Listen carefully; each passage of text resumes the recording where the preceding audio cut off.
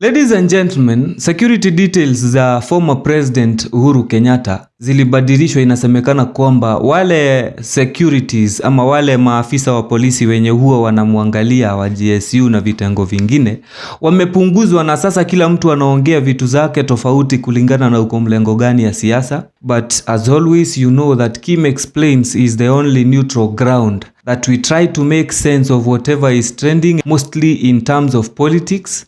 And so today we want to look into this. And as always, I urge you to subscribe, and thank you for all those who are subscribing. And please, and YouTube, Tafuta Kim Explains, subscribe. Now, before we even say anything or understand anything to do with why the security details of Uhuru Kenyatta ziliondolewa, we have to use what common sense dictates, so that we agree before we even go to the law. What does the law require, or what is provided for a retired president or a sitting president according to the law? I always tell people, before you look into those complex issues, look into what makes sense according to how you reason.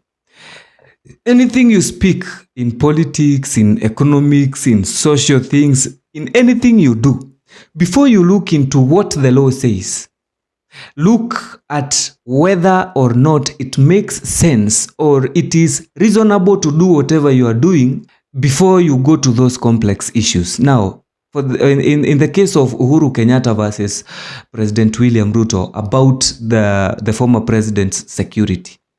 Now, remember, when one is the president, you are entitled to security.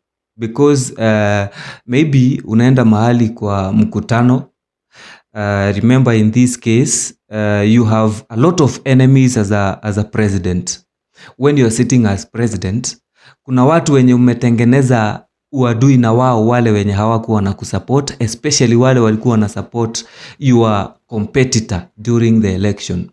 You naturally, even before we look at the law, naturally you require to be safeguarded, you require to be secured against those supporters and those competitors wenye mlikuwa mnashindana na wao, because they will not feel good now that you won and you defeated them and they are being given nothing. You take the whole of bread, or you take the whole of whatever position you are fighting for. That is basically why politicians are secured, or why they are given security. When you're in the country, you are attending a lots and lots of meetings inside the country, and meetings zenye ziko attended na thousands of people, tens of thousands of people, and those people haujui ni nani rafiki ni nani adui.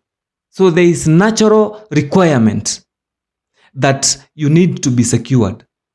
However, once you retire, those responsibilities zenye umepewa as the president unaziacha kwa ofisi at the time of vacating the office, or when you are handing over that office, unapatia mwenye ameshinda uchaguzi after wewe. So you tend to focus more on your personal issues and a little bit of advisory services and functions, depending on how munasikizana na the sitting president. For the case of President Uhuru Kenyatta, I hope you remember after the retirement of President Mwai Kibaki, alienda nyumbani kwa sababu alikuwa mzee. The retirement of President Daniel Toroitich arap Moi, alienda nyumbani kwa sababu alikuwa mzee. Now, President Uhuru Kenyatta is so young that nobody, whether you supported him or you do not, you cannot advise the president to go and rest at his home. And that is basically why immediately the President William Ruto aliingia in powers, and when he was handed over the tools of power, hata kabla hajatoka Nyayo Stadium mahali alikuwa anapatiliwa hiyo sword of power, alideclare kwamba mambo ya kushikanisha na kutafuta amani Afrika na East Africa ameachia President Uhuru Kenyatta. However, hata akiachiwa hizo services ama akiachiwa hizo functions, akipatiwa hiyo kazi na president, hana zile responsibilities nyingi kama zile the sitting president akonazo. So the obvious thing is he cannot enjoy the same security details kama zenye angeenjoy akiwa the sitting president. So he is not so much exposed as the sitting president, but si ati achwe hivyo bila security. And that is why now tukiondoka kwa layman's thinking and common sense thinking, basically the law provides that they must be secured. Lazima apewe zile benefits. Kuna zile benefits sheria inampatia. Now, this is what you need to know. When you are the president, according to the law, security yako mwenye ako in charge na security ni mtu anaitwa Assistant Inspector General. Yeye ndiye, depending on the number of security details or security officers zenye utapatiwa, all those officers will be reporting directly to the Assistant Inspector General. Once you retire, the law requires that we reduce the number of officers attached to you, ama we reduce the extent of security yenye tulikuwa tunakupatia ukiwa sitting president. So instead of the Assistant Inspector General kuwa ndiye ako in charge of your security, you are given a different person.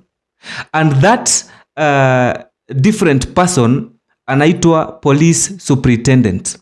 But now this police superintendent anakuwa amepewa power, amepandishiwa rank, anakuwa kona such powers, though ana report to the Assistant Inspector General. He is one of the rank of the Assistant Inspector General because of the responsibilities, okay?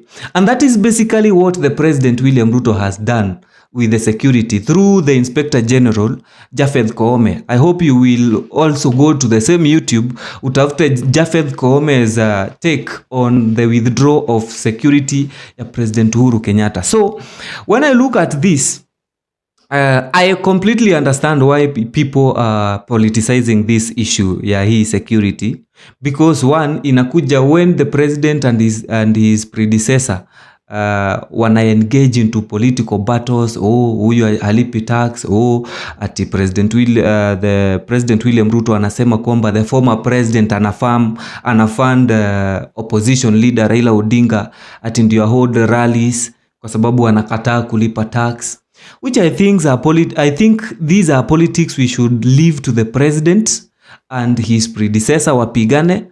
In fact, the president should be advised, if anybody is watching this and you can forward this to the president, he should be advised to take their political battles behind the bars or behind the curtains. Tuache kuonyesha the public, because this is something that doesn't concern the public. If anything, my take is and has always been, the parliament is given the powers and the mandate to amend the law. After amending, you give it to and it becomes the law, you give it to the relevant body, the KRA, tell them now start taxing so and so. Press conference ni ya nini? Press briefings ati fulani alipishwe law ni ya nini? Remember to subscribe, like, share and leave a comment. That was Kim Explains. Thanks for watching.